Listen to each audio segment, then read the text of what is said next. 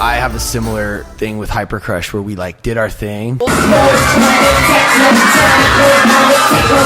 you know what I mean? And it was real entertaining. Like, I was amazed at what I saw. I felt like you guys were doing what we wanted to do. You guys were performing.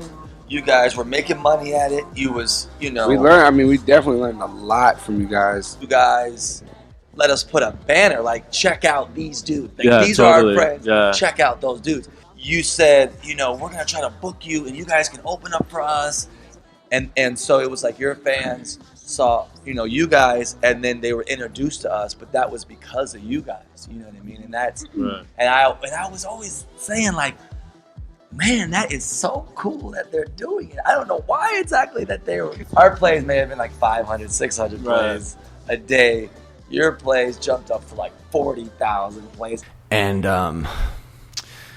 you know, when you're comparing to like, which we're always doing, we're always comparing ourselves to other people who are either more successful or, you know, which is really just a relative term, to be honest with you. But what I'm saying is sometimes I'll look back and be like, you know what? Like, I'm fully defined by this career, this success or lack of, and going to clubs every night and only focusing on what I don't have, right? And what I want. And not really appreciating what I have and being in the moment. I mean, I missed out on so much because I was either at the show. I mean, dude, I would literally be signing autographs thinking these kids really aren't, they don't really know what's up and there's not enough of them.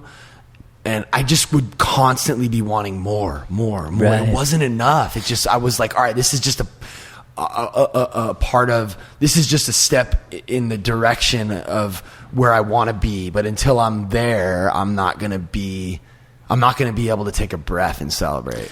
Yeah, I know what you're saying. And I used to have that mentality too. But then I started thinking to myself, like, what if it comes to the day where, let's say 10 years ago, what I thought was enough 10 years ago, I could have 10 years later. But I don't see that. I still think it's not enough. And it's just this vicious cycle, right? Having gotten this organic following and like done it all yourself, and like you pretty much got so, it's almost as far as you, I don't want to say as far as you can get, because I still think you can get further or whatever, but like there's this kind of, like, you're being a fan, like it's like this, fuck yeah, like,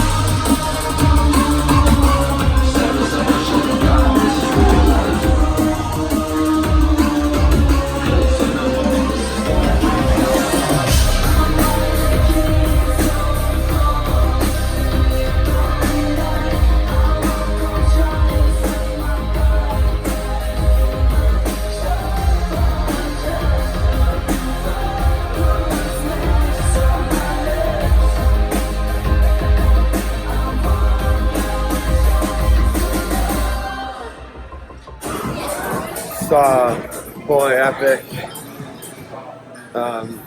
out here. It's just he just performed like 5 songs for like a showcase. He's trying to get a deal out here. Jason produced like a bunch of these songs. That last one, Walk on Giants, is really cool. Boy Epic is a good friend of ours. He also edits a bunch of stuff for us. Like, this is ours, you know? Well, and that's the thing I'm running into right now, and I've always kind of been dealing with, is like, I think the big reason why I'm having such a hard time getting bigger on YouTube, especially, like, you know, I have almost 350,000 subscribers. I have about 75 million total views on all my videos. But I hear a lot of people, you know, talking in the comments and, you know, and on whatever social media platform saying like, man, I really love Boy Epic, but I kind of want to keep him to myself and not tell anybody about it. And it's like, no, like you're hurting me by doing that. I get it, but like I kind of need you to. Well, that's like super lame. I remember in high school when Green Day, or middle school when Green Day started getting like big, everyone was like, fuck Green Day. I was like, dude, what are you talking about? Their fucking last album was the best album they ever put out. Well, actually, I like Kerplunk and like 1029 Smooth That Slap Happy Hours or whatever, but dude, all Green Day shit's dope. There's a Lagwagon song where he goes like, the lyrics are sort of like, you get mad just because we finally have enough money to eat food. And like, he's talking about like Sold Out and like Scene Kids and how like, but my thing was like, I want, you know, my thing is like, when I look back on like some of the bands that I've been in, or Hypercrush even, it's like, in some ways it's almost cooler that like we're fighting the good fight. Right. So if and when you know, achieve more than you already have, it's almost like twice as sweet.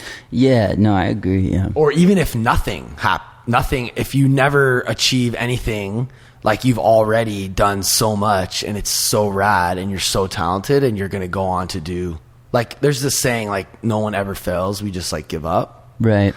It's so true. Like, and the future is just unknown. Yeah, no, I agree with that. It's a scary thought, knowing that there's a possibility, and I've thought about this a lot this year, you know, the possibility like maybe I've hit my peak. You know, like I thought about that, and then I kind of came to peace with it. Yeah. Not saying that I have, you know. Well, that's just a relative word. Yeah. I don't even think that's. I don't want to even look at. I've reprogrammed my brain to even think of things in that way. Yeah. Even though it's hard with like numbers and views and likes and comments and subscribers and money, but all those things are just like external.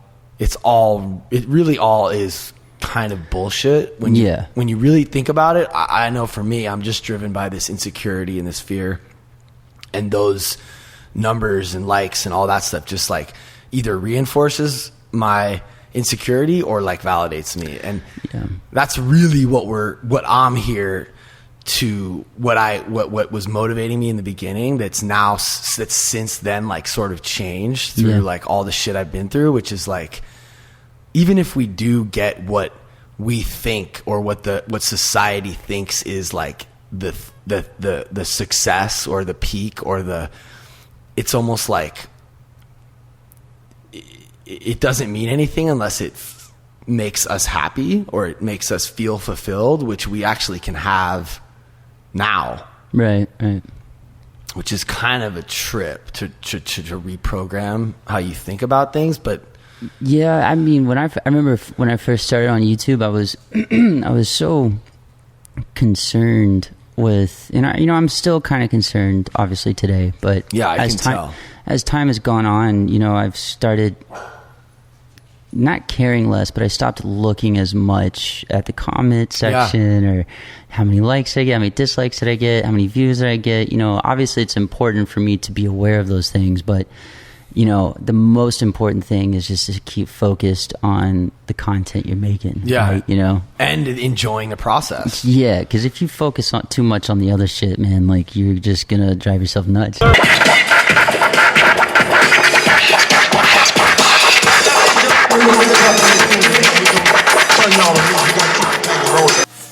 Hypercrush.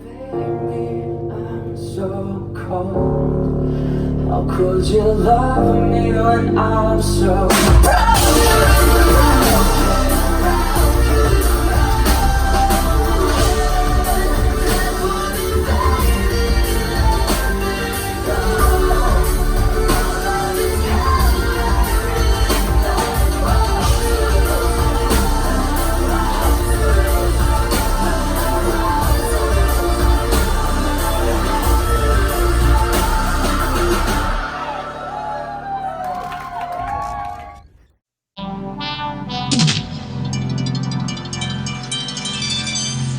Thank